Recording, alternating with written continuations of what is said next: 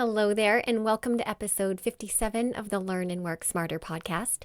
Today's episode is going to have a lot of information in it, 20 tips, in fact. So if you are driving or maybe doing something where you can't take notes, remember you can find the full transcript at learnandworksmarter.com/podcast/57. Today's episode is for the working student or for the student who is considering getting a part-time job while being in school. The tips apply whether you're in high school, in college, or even graduate school. Now, to be direct, balancing school and a part-time job as a student is not easy. If you are a full-time student, that is technically your job. Being in school is your job. So adding a part-time job on top of what essentially is already a full-time job can be too much for some people, and only you can be the judge of that. But it can also be incredibly rewarding, whether you are working to support yourself, build your resume, maybe support your family, just earn some money. Juggling two different kinds of responsibilities requires very intentional strategies. In this episode, I'm going to share 20 tips to help you manage school and work without feeling overwhelmed. So let's dive in. Hello, you are listening to the Learn and Work Smarter podcast, the podcast for students and professionals who want to learn and work smarter. I'm your host, executive function coach, and founder of schoolhabits.com, Katie Azevedo. As a reminder, everything I mention in today's episode will be linked in the show notes, including a link to the transcript, which you can also find at learnandworksmarter.com/podcast. All right, I addressed this a teeny tiny bit in the intro, but there are various reasons why a student would be interested in a part-time job. Some of them are obvious, right? But I'm going to list just a couple. The most common reasons are to explore career paths and gain clarity on your interests, to support yourself financially, to support your family, to have extra spending money, to build a professional network, to participate in tuition reduction programs. That is when you are enrolled in a school and you get a deduction on your tuition if you take on a campus job, like maybe in a dorm room or in the dining hall or something. Also to build skills for college applications, resume, and future careers. As a reminder, I cover how to build a student resume extensively in episode 33. All links that I mentioned today will be in the show notes at learnandworksmarter.com/podcast/57 and in the description box if you are watching this on the Learn and Work Smarter YouTube channel. Now, the reason I'm opening this episode with a quick minute on, the reason you would have a part-time job while being a student is because there will be times when balancing school and your part-time job will feel overwhelming. And in any context, understanding the deeper why, the deeper reason why we're doing something can help us stay the course when we feel like quitting. So figure out your why first, right? Now, with that said, as we get into the tips, we do actually talk about quitting and when you might need to consider that. So keep that in mind too. We'll get there. All right, I'm going to go through this list fairly quickly. Well, not so much quickly, but very boom, boom, boom. All right, so here we go. 20 tips for balancing school and a part-time job. Number 1, have clear boundaries about your work hours. Before you commit to any job, you got to figure out how many hours you can realistically handle each week without compromising your schoolwork. You want to be upfront with your potential employer about your availability and avoid agreeing to hours that interfere with your academic responsibilities.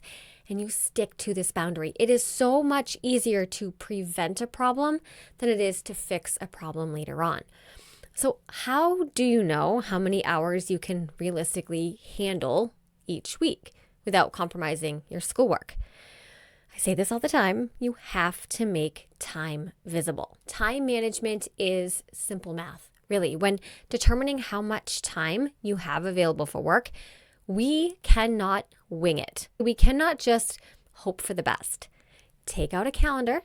You can use my weekly planning template that I will link below. That's a free download. And you can map out a typical week. Add in the time that you spend in class, the time it takes you to commute, other obligations that you have, and of course, time each day for school and studying. Don't forget, activities, sports, appointments, things like that. The time that remains is what you have available for a part-time job. And the reality is that might be far more or far less time than you think. Tip 2, communicate clearly with your boss. From the start, you want to establish open communication with your manager. Let them know ahead of time about your school commitments. Don't hesitate to speak up if your schedule isn't working. Clear communication builds trust and makes it easier to adjust when you need flexibility. Another tip to keep in mind too is you want to establish with your boss up front or your manager what way they like to communicate best. Is it texting? Is it email? Is it a phone call?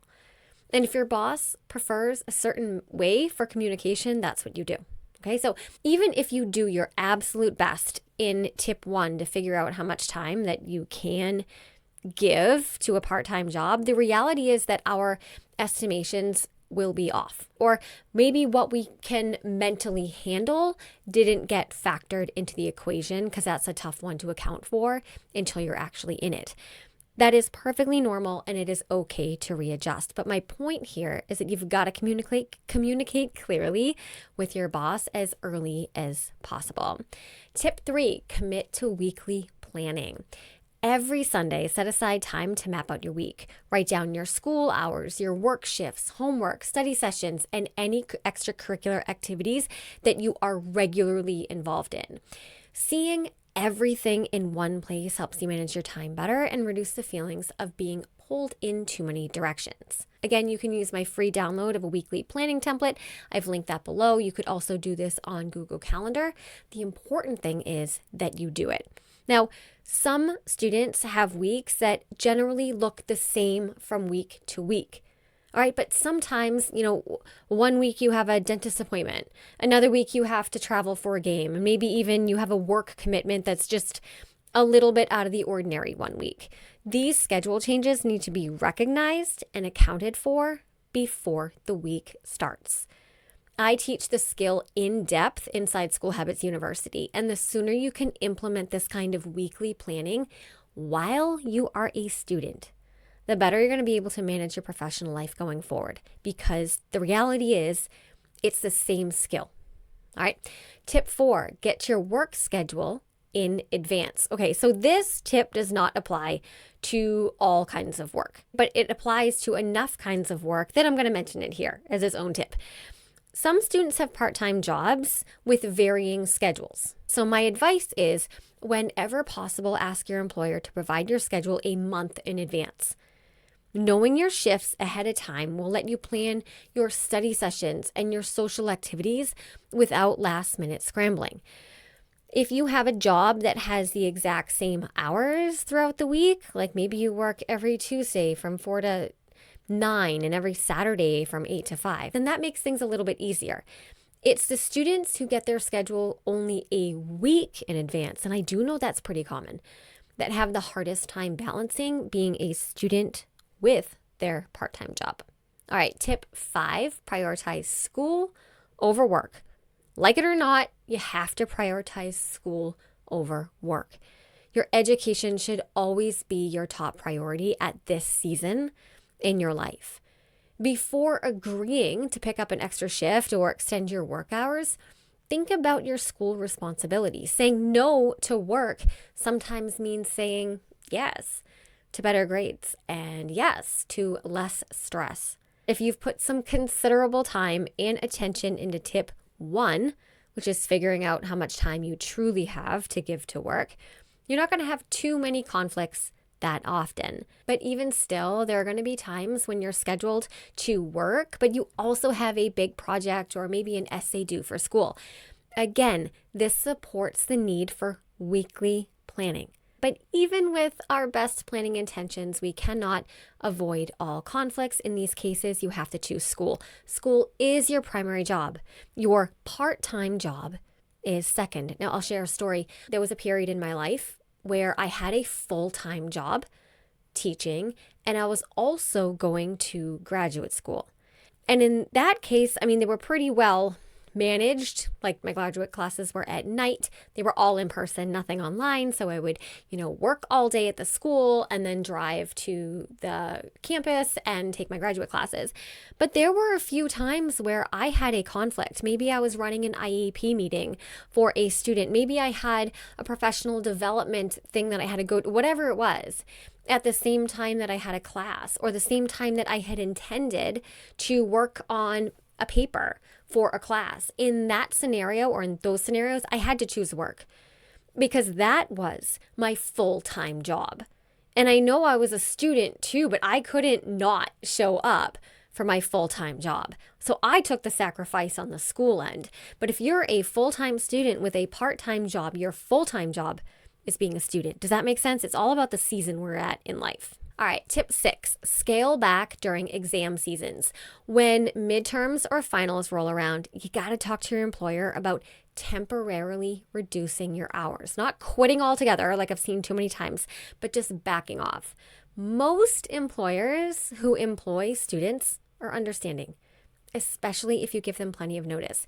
This small adjustment can make a big difference in your stress level during exam season, which your stress level is always already going to be like maximized during exam season. So you got to do everything you can to reduce the stress in other areas of life. Does that make sense? Planning to scale back during exam season should be fairly simple, as almost every student at every grade level knows when midterms and finals are going to be, right?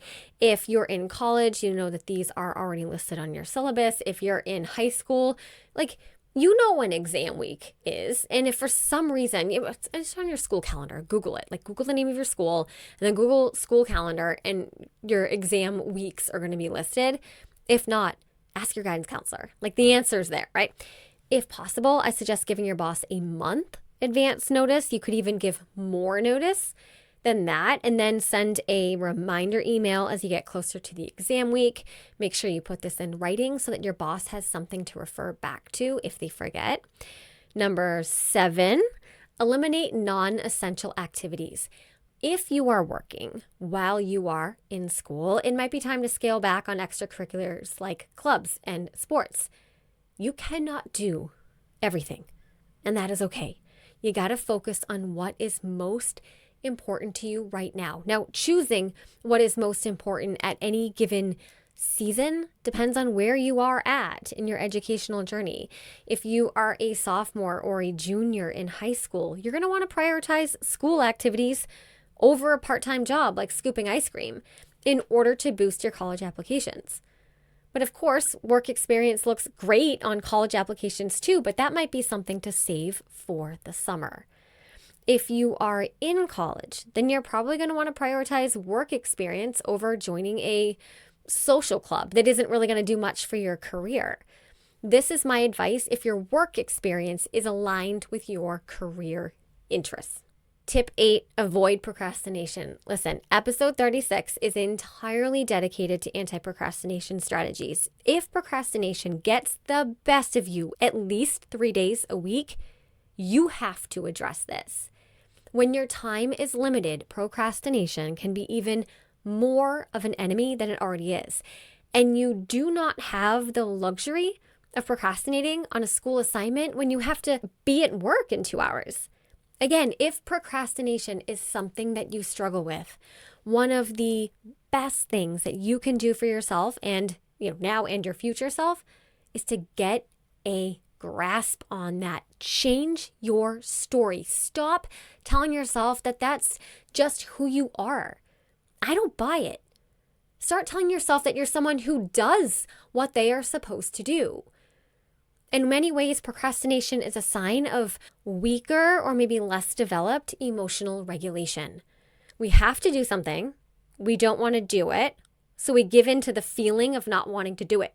So someone who has stronger emotional regulation can acknowledge that feeling of not wanting to do something and then still do it anyway. Now, I'm not talking necessarily about, muscling through it, although, for some people that approach does work.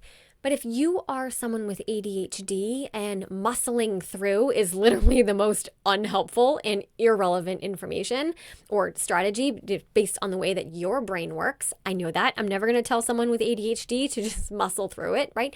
But if you have ADHD, it is still on you to implement anti-procrastination strategies to set yourself up for success. Nobody else can do it for you. It is still on you. Yes, even if you have ADHD, there are systems and strategies to put in place to reduce the likelihood of you procrastinating. In episode 55, I talk about the strategy of body doubling. If you regularly procrastinate and you haven't tried body doubling, then you can't say you've tried everything. But sometimes that's the story we tell ourselves. All right, tip 9, find a study space near work. Now, I advise this tip a lot for full-time professionals who are part-time students, maybe going to graduate school or back to undergrad. This episode is more for full-time students and part-time workers, but this is one particular strategy that really does work in both directions. So here's how it works. You look for a convenient study spot near your job, like a library or a coffee shop. This way, if you have time between school and work, you can be productive without wasting your time commuting back and forth. The strategy works best if you mentally group your two activities together into one chunk of time. So, for example, if you are scheduled to work from 4 to 8 p.m., but class gets out at 2, you can head directly to wherever you work right after class, set up your school stuff, your study session somewhere near your job, and then you work as long as you can. And that way you can work on your school stuff right up until your scheduled 4 p.m. start time without wasting time, without worrying about getting stuck in traffic, without, convincing yourself that, I'm just going to stop for a smoothie, I'm just going to do this thing, or I'll just do my work later. So mentally, you're considering yourself being at work from 2:30, let's give yourself some travel time, to 8 instead of 4 to 8 because you are essentially near your work location. Does that make sense? I know it sounds mental, but it's the mental stuff that works, right? All right, tip 10, so we are halfway there. Work ahead when possible. On days when your workload, your school workload is lighter, take the opportunity to get ahead. Start assignments and study for exams early. Chip away at your readings, even if they haven't been fully assigned yet and you only see them on your syllabus. Start making your flashcards for your next test, even though your teacher hasn't finished teaching the unit yet, because there's going to be a test on it. This is what top performing students do. Do you want to be a student and have a part-time job without losing your mind? Then this is what you have to do. All right, tip 11, start with minimal hours and then adjust if needed. When you first start working, I suggest you really start with fewer hours than you think that you can handle to see how well you can handle the balance. After a few weeks, evaluate whether you can take on more hours or maybe if you need to cut back. Even if you follow to a T the strategy in tip 1 and you made time visible on a beautiful Google Calendar and you determined that, let's say, for example, you think you can handle 20 hours a week according to your schedule, that might actually be too much for you. Because it's hard to factor in what we can mentally handle. So the calendar might mathematically say, you have these 20 free hours, but that leaves you with no breathing room, no time to see your friends. And so that's hard to account for, as I said at the top of the episode, unless you're actually in it. So in that case, I would say start with 15 hours a week and then go up from there after, I know I just said a few weeks, but I'm going to say a good 3 months. All right, stick to a lower amount of work for a good 3 months and see if you feel okay. I'm going to say give it 3 months because at that point, the excitement of a new job and that initial motivation is going to wear off. And the reality of what it's like to truly balance school and work is going to set in. And it's going to be so much clearer the amount of sacrifice that you are going to have to make. And you're going to have to face the reality of, are you willing to make that sacrifice or not? And it's fine if not, totally fine. You might try 15 hours. Let's say you mapped out your schedule and it said that you had 20 hours, but you're following my advice. So you're telling your boss, hey, I can work for 15 hours. And then after a few months, you're like, oh my gosh, I am so run down. I don't even have time to, go to the gym We all need to be exercising. Okay. All right. If you're able-bodied. And then you're like, well, maybe I need to back that down to even 12. So sometimes we, again, do not have any idea what we can handle until we put ourselves in a situation and give ourselves the space to assess. You pause and you say, am I handling this? Am I okay? All right. Tip 12, save your money. Many students with part-time jobs are working out of necessity. They have to pay for tuition or to support a family. If that is your situation, then you know best about where your money needs to go. And I am not advising you at all one way or another on that. All right. However, if you're working a part-time job for reasons other than financial necessity, maybe you want to build your skills, you want to build your connections, maybe earn some extra spending money for just like frivolous stuff, or any of those other reasons that I listed at the top of the episode, you've got to learn how to save. There are different approaches to saving. Some of my students save all of their income with the exception of a certain dollar amount each week to use, on discretionary purchases. Some students save a certain percent each week. That's up to you. You can Google different savings plans, talk to a parent, talk to somebody who has experience in this. You don't have to just wing it. There's always somebody who knows more than us.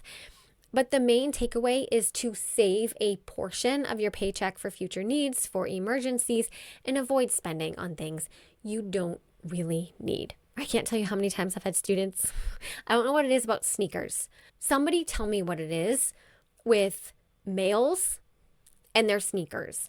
So I work with students at 6th grade up into adulthood. So I'm talking like my late high school to college males that I work with who, for the most part, have part-time jobs because that's what they're doing.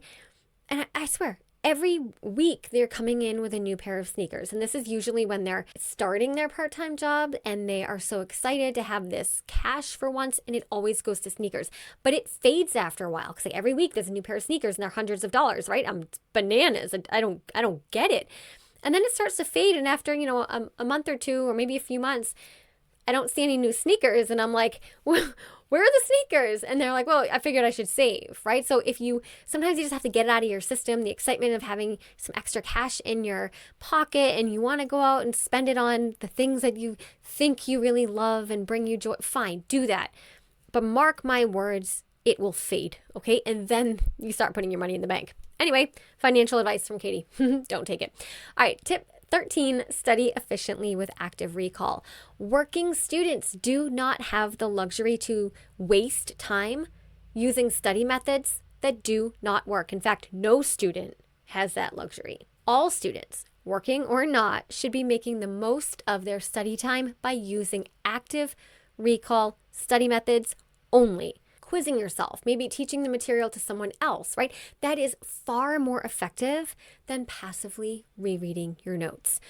2 25-minute study sessions using active recall study methods, maybe flashcards, are exponentially more effective than an epic 4-hour study session in which you are not using active recall study methods. Okay, if you are new to active recall, check out episode 20. That's called What is Active Recall and How to Use It to Study. That is one of my most popular episodes to date. And then, of course, I go deep into active recall in School Habits University.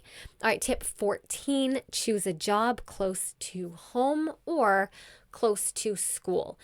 A shorter commute time saves time and energy that you can redirect to studying or to resting. All right, so look for jobs that fit your location and minimize travel annoyances. We have all been in this situation where our destination is like 3 miles away. We can see it on the nav, but it's going to take us 20 minutes to get there during rush hour traffic.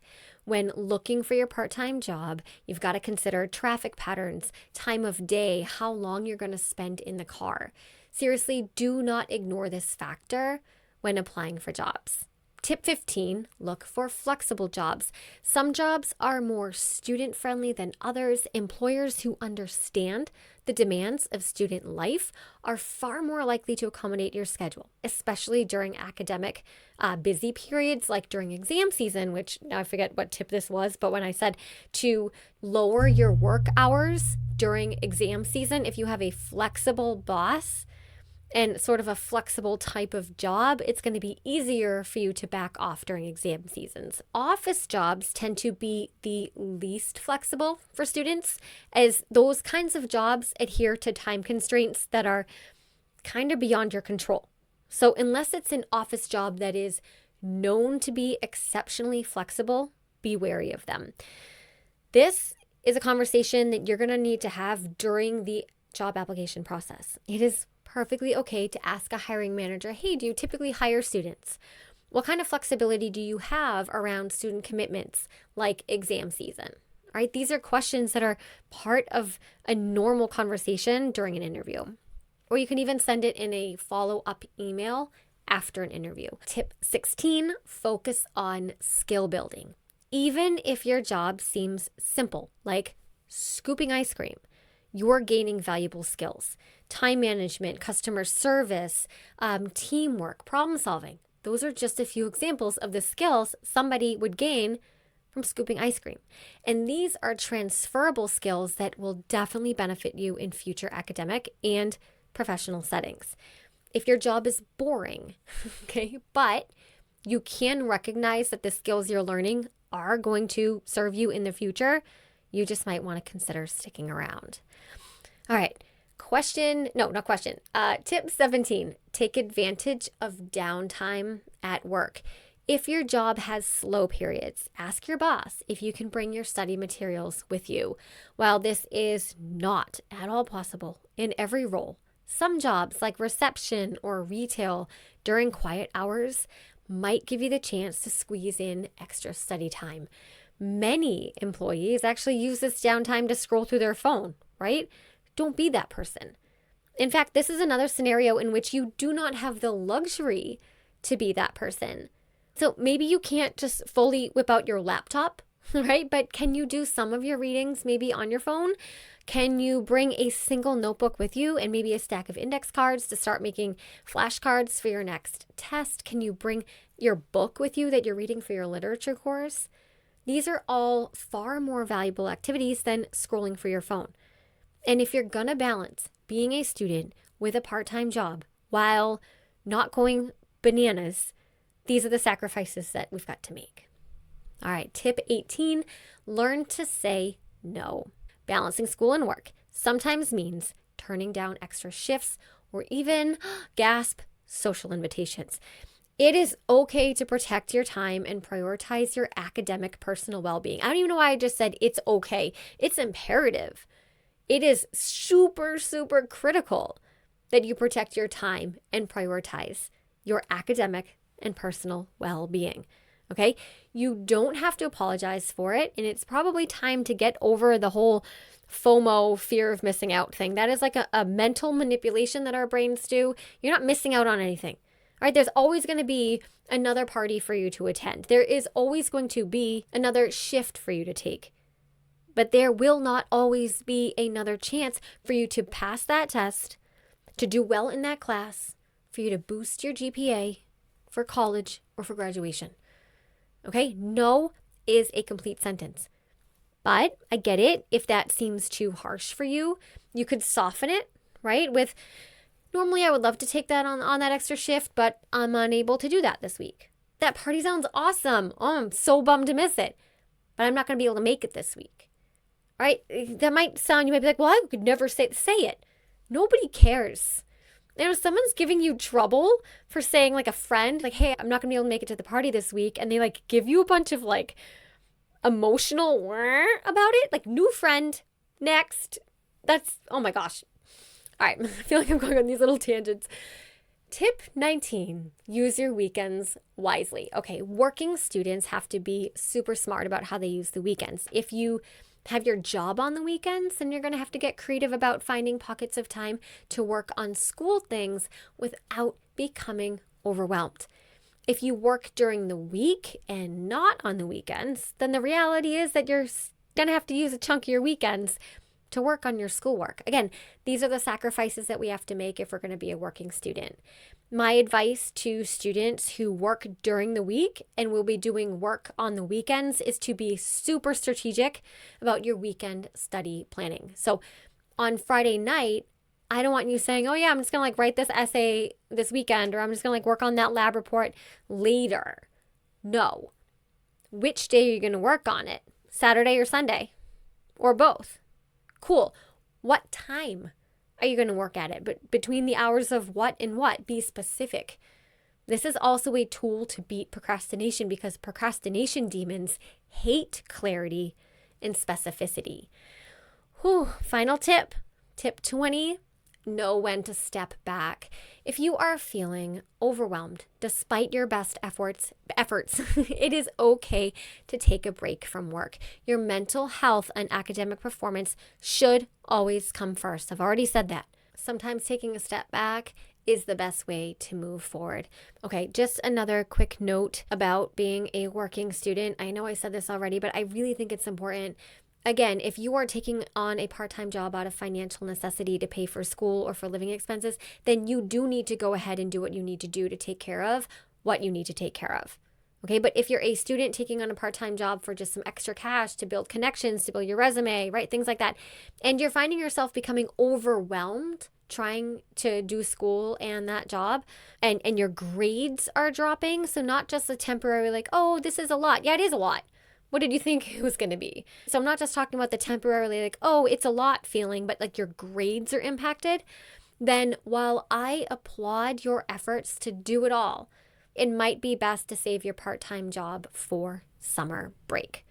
Or if you're no, Katie, I really want to work. Okay, then you're going to have to scale back your hours, or maybe just dial in your time management strategies, because a dip in your academic performance is going to do so much more harm than your part-time job is worth. Okay, promise me you'll keep that in mind. Good. Okay, can I ask you one more thing? If you've been enjoying this show and are watching this on YouTube, could you subscribe or leave a comment or share the show with someone you might find helpful? Same thing if you are listening on the podcast app. There is a universal arrow icon for the universal share, whatever. And if you just tap that, you can share the show with someone in an email or in a text. Most platforms make that super easy to share. That makes all the difference in the world. A transcript to this episode, again, is at learnandworksmarter.com/podcast/57. And as always, I appreciate you and never stop learning.